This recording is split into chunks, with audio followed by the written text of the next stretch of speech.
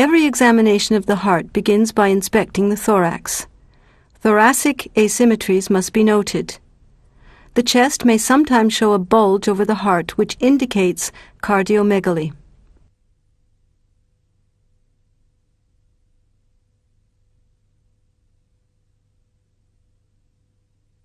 During palpation, the first thing to locate is the point of maximum impulse, which is normally found in the left medioclavicular line. In babies and young children, the point of maximum impulse is in the fourth intercostal space. In older children, it is between the fourth and fifth intercostal space.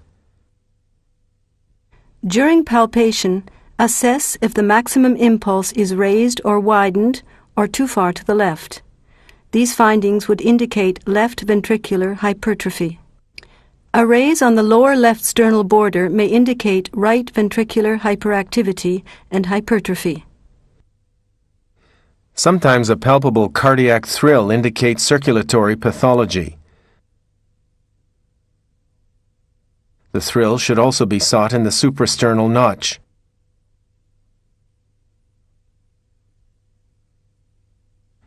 With young children, cardiac percussion is hardly ever performed.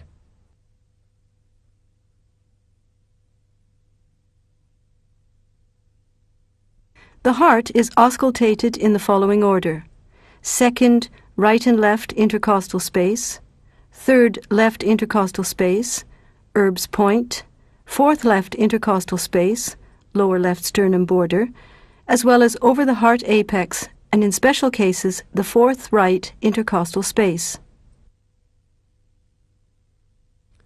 This illustration shows the relationship between the points of auscultation, the skeleton, and the heart valves. Murmurs which originate in the pulmonary valve can best be heard in the second left intercostal space. Murmurs radiate from the aortic valve via the aortic arch to the second right intercostal space. Murmurs of mitral origin can be heard at Erb's point and at the heart apex.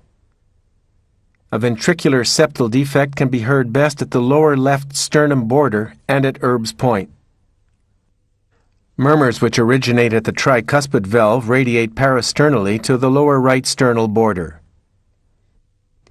During auscultation, note the following points: heart rate, rhythm, that is, the regularity of the heartbeat, quality of the heart sounds, and the presence of additional heart sounds, murmurs or clicks. The heart rate changes with age. In the first year of life, the heart rate is about 140 beats per minute. In the second year, 120. In the fourth, 100. In the eighth, 90. Towards the end of puberty, the heart rate approaches that of an adult.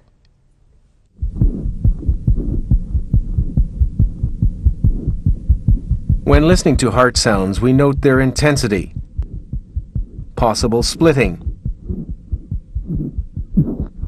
whether there are additional sounds in the form of a third or fourth heart sound, and clicks. Murmurs can be diastolic or systolic.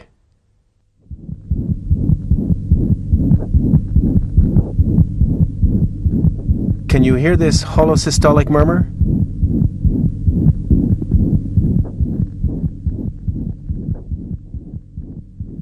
In addition to the duration of a murmur, we also judge its loudness on a scale of 1 to 6. We further describe the quality of the murmur, that is, whether it is soft or rough, the point of maximum intensity, as well as possible radiation to other areas, especially the back and the carotid arteries.